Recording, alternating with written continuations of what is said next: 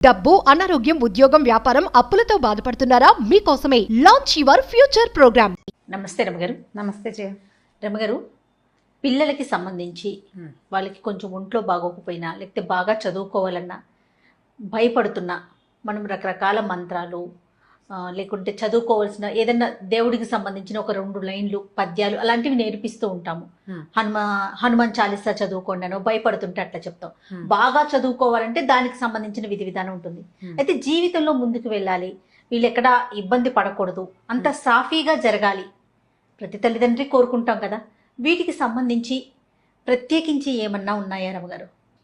అంటే ఇప్పుడు మామూలుగా మంత్రాలు అనుష్ఠానాలు అందరూ చేయలేరు కదా జయ. ఫలానా మంత్రం, ఆ మంత్రం చెప్పడం నాకే తెలీదు. మంత్రాలు అనగానే వాటికి ఒక విధి విధానం ఒక రకంగా పాటించాలి, ఒక నియమం, తర్వాత ఏమో గురువు దగ్గర నుంచి ఉపదేశం చాలా ఉంటాయి. అవన్నీ చేయలేకపోతాం. మనం తేలిగా ఏం చేస్తాం, శుక్లాంబరతనం నేర్పిస్తాం, ఇక ఆంజనేయ స్వామి మనోజవం నేర్పిస్తాం, దండకం నేర్పిస్తాం, వినాయకుడికి ఏవో 4 పద్యాలు నేర్పిస్తాం. అయితే తల్లులు చేసేందుకు ఒక మంచి ప్రక్రియ ఒకటి ఉంది జయ. మా ఇంట్లో చాలా కాలంగా చేస్తున్నారు మా అక్కయ్యలంతా, ఎంతకాలం నుంచో తెలుసు నాకు. ఇది ఒక ప్రత్యేకమైన విధానం. మామూలుగా సాధారణంగా మనకి ఎట్లా చెప్పుకుంటాం, రామాయణం ఆది కావ్యం. అవునండి. వాల్మీకి ఆది కవి.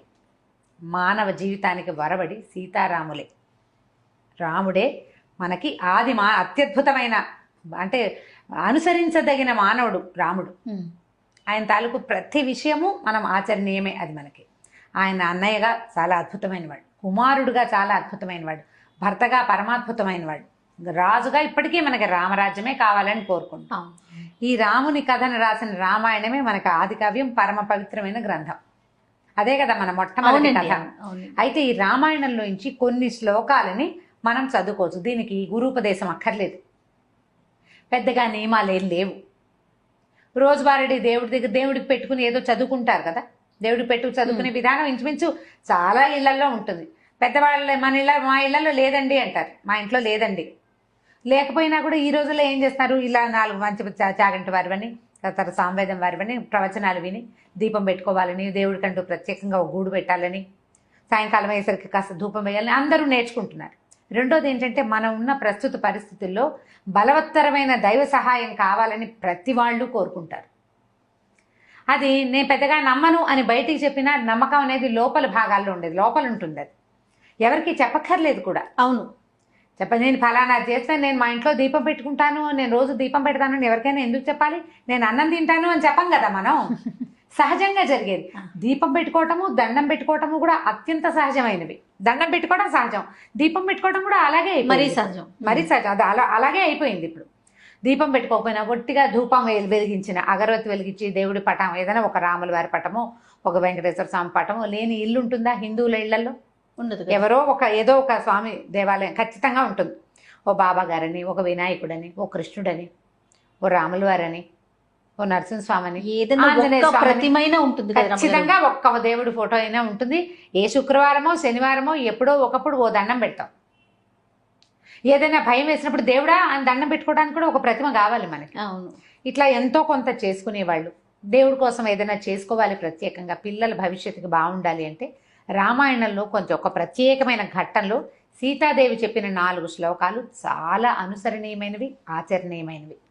సులువు, కష్టం ఏమి లేదు. శ్లోకాలు కష్టం కాదు. ఇది ఏ సందర్భంలో అమ్మవారు, ఇది సీతా అమ్మవారు చెప్పారో చెప్దాం.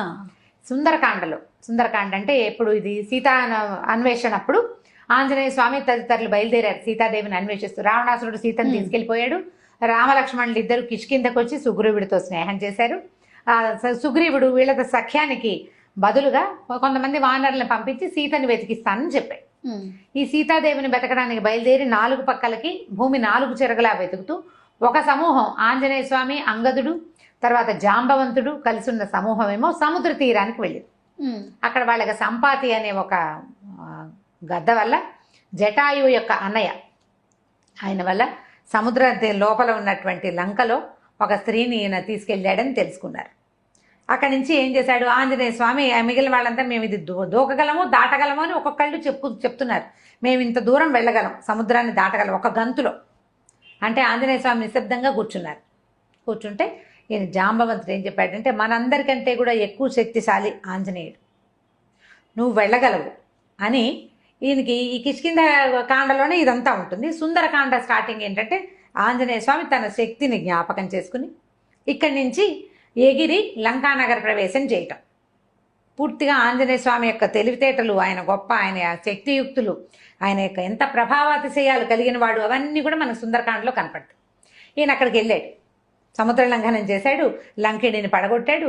అశోకవనంలో సీతాదేవిని చూసి ఇప్పుడు రాజును చూడాలి, ఈ లంకకి రాజు ఎవడో అతన్ని కలుసుకోవడం కోసం అశోకవనాన్ని ధ్వంసం చేసేసాడు. వాళ్ళు పట్టుకున్నారు. వచ్చిన వాళ్ళని కొంతమందిని సంహరించేశాడు. అక్షకుమారిని సంహరించి బ్రహ్మాస్త్రానికి కట్టుబడి, అది కూడా కేవలం బ్రహ్మయందు గౌరవం వల్ల, అంతేగాని బ్రహ్మాస్త్రాన్ని కూడా ఆయన కట్టుబడ్డు. ఆయన ప్రధాన లక్ష్యం ఏంటి? రాజును చూడాలి. బ్రహ్మాస్త్రానికి తల ఒగ్గి వెళ్ళాడు. వెళ్ళిన తర్వాత ఇది చెప్పాడు, మీ సీతాదేవిని మాకు ఇచ్చేసేయి అని. రావణాసురుడు ఒప్పుకోవాలి, చంపేయమన్నాడు. అయితే దూతోన వచ్చే అని చెప్పాడు విభీషణ్. దూతను చంపకూడదు అంటే నిజం, చంపకూడదు. అయితే ఇది వచ్చిన దూత మానవుడు కాదు, వానరం. వానరానికి ప్రధానమైనది ఏమిటి? తోక. ఆ వాలానికి నిప్పెంటించండి, దీని రోగం కుదురుతుందన్నాడు ఆయన. ఈ వచ్చిన ఆంజనేయుణ్ణి ఒకడు సముద్రం మొత్తాన్ని లంఘించి 100 యోజనాలు దాటగలిగిన వానరం సామాన్యమైనది కాదన్న ఇంగితం పడలేదు రావణాసురుడు. వ్యామోహం అలాంటిది. వ్యామోహం, తన శక్తి మీద ఆయనకున్న అపారమైన విశ్వాసం, నమ్మకం, దాంతో తోకకి నిప్పంటించారు. ఈయన ఏం చేశాడు? తన తోకకి నిప్పంటితే ఊరుకోకుండా లంకకి నిప్పంటించాడు. ఎప్పుడైతే ఈ వచ్చిన కోతికి, అశోకనవనాన్ని పాడు చేసిన కోతికి తోకకి నిప్పంటించారని తెలిసిందో సీతాదేవి వెంటనే అగ్నిదేవుణ్ణి ప్రార్థించింది. ఇది ఎక్కడుందంటే సుందరకాండలో 53వ సర్గలో ఉంది. 28, 29, 30, 31 4 శ్లోకాలు. ఈవిడ ప్రార్థించింది అగ్నిదేవుణ్ణి. ఇది పిల్లలకి ఎట్లా కనెక్ట్ చేస్తారు అంటారు ప్రశ్న. ఇప్పుడు ఆవిడ అగ్నిదేవుడిని ఏమని ప్రార్థించిందంటే, ఆంజనేయుడు పట్ల చల్లగా ఉండు అని. అగ్ని దాహకత్వమే అతని లక్షణం, కాల్చటం ఆయన గుణం. అవునండి. ఒక వానరము తోక, దాని నిండా వెంట్రుకలుంటాయి. వీళ్ళేమో నూనెలో ముంచిన బట్టలను చుట్టారు. కాల్చకుండా ఉంటుందా? ఉండదు. అంత ప్రచండంగా కాల్చవలసిన అగ్నిని నా యొక్క పాతివ్రత్యం వల్ల, నేను ఎలాంటి దాన్నో, నా గొప్ప, నా భర్త, నేను, మా లక్షణాలు, నన్ను కాపాడడానికి వచ్చినవాడు, నన్ను కాపాడాలని కంకణం కట్టుకున్న సుగ్రీవుడున్నాడు, ఇదంతా నిజమైతే నువ్వు అతనికి చల్లగా ఉండాలి అని చెప్పింది. రాముడి గురించి చెప్తుంది. యద్యస్తి పతి శుశ్రూష యద్యస్తి చరితం తపః యది చాస్తి ఏకపత్నీత్వం శీతో భవ హనుమత అని. సీత కాదు, సీత మెలికస. యద్యస్తి పతి శుశ్రూష, నేను నా భర్తకి శుశ్రూష చేసి ఉంటే, యద్యస్తి చరితం తపః, నేను చేసిన తపస్సు ఏదైనా ఉంటే, యది చాస్తి ఏకపత్నీత్వం, నా భర్త ఏకపత్ని వ్రతుడైతే, సీతోభవ హనుమత, ఆంజనేయుడికి చల్లగా ఉండు అని. ఎట్లాంటిది? రాముడి క్యారెక్టర్, సీతాదేవి క్యారెక్టర్.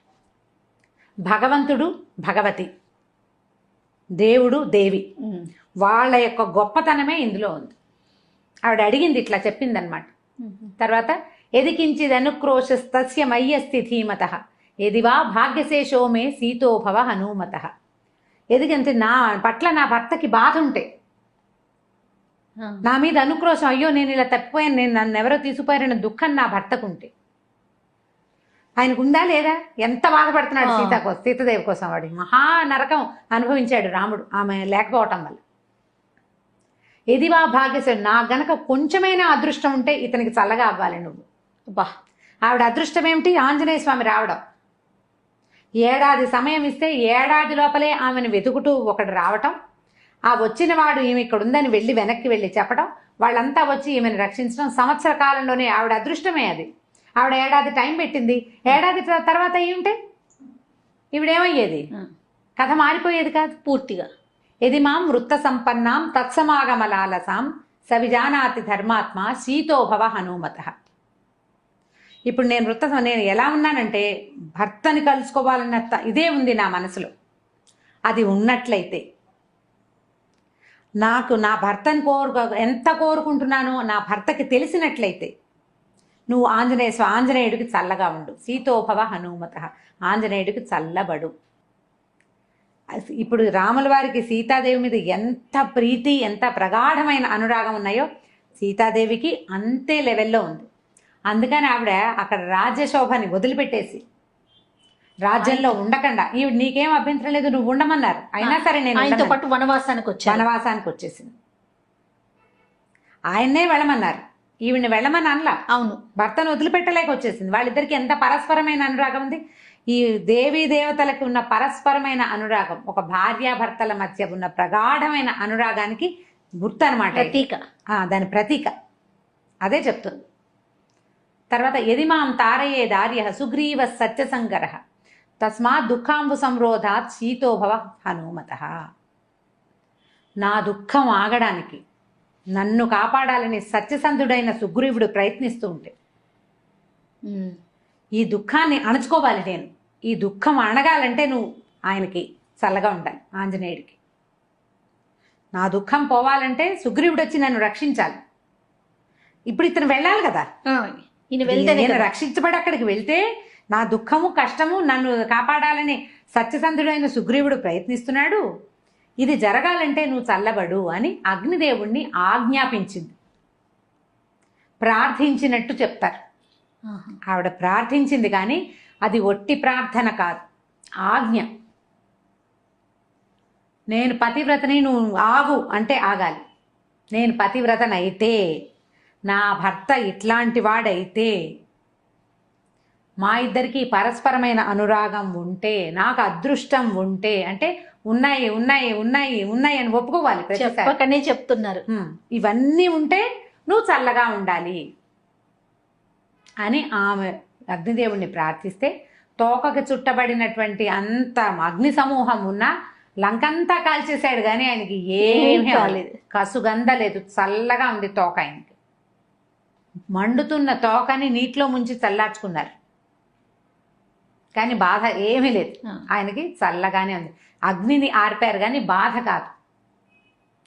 ఈ 4 శ్లోకాలని తల్లులు గనక చేసుకుంటే, ప్రత్యేకంగా కుమారులకని చెప్పబడింది కానీ సంతానం కోసం, అమ్మాయిలు కానీ అబ్బాయిలు కానీ, పిల్లల భవిష్యత్తు పట్ల వాళ్ళు ఎక్కడికైనా వెళ్తే అక్కడ ఏదైనా ప్రమాదాలు ఎదురవుతాయన్న భయం ఉన్నా, పిల్లల తాలూకు సెటిల్మెంట్ మీద మనకి భయాలు అవి ఉండి జాతకాల్లో ఇబ్బందులు ఉన్నాయని, లేకపోతే అవకాశాలు రావట్లేదని బాధలు అవి ఉన్నా కూడా ఇది అలవాటు చేసుకోవాలి. ఇన్నిసార్లు చదవాలన్న నియమం లేదు. నియమం పెట్టుకోవడానికి ఒక చిన్న పద్ధతి ఉంది, కావాలంటే చెప్తాను అది కూడా. రోజువారీ మనం చదువుకునే స్తోత్రాల్లో ఈ 4 శ్లోకాలు చదువుకోండి. చాలా సింపుల్. 53వ సర్గలో ఉన్నాయి. తప్పకుండా 28, 29, 30, 31 డిస్క్రిప్షన్ బాక్స్ లో పెడదాం ఈసారి. లాస్ట్ టైం పెట్టలేదని అందరు అడిగారు. ఈ శ్లోకాలు 4 వితౌట్ మిస్టేక్స్ పెడదాం తప్పకుండా. సో ఇవి గనక చదువుకుంటే పిల్లల భవిష్యత్తుకి భయం ఉండదు, భద్రత ఉంటుంది. భగవంతుడు వాళ్ళ వెనకాల నిలబడి కాపాడతాడు. రామాయణంలో ప్రతి అక్షరము మంత్రమేనని చెప్తారు. ప్రతి శ్లోకానికి దానికి ప్రత్యేకమైన శక్తి ఉంది. ఈ 4 శ్లోకాలకి ఉన్న శక్తి ఏంటంటే కాల్చవలసిన అగ్ని చల్లబడిపోవటం.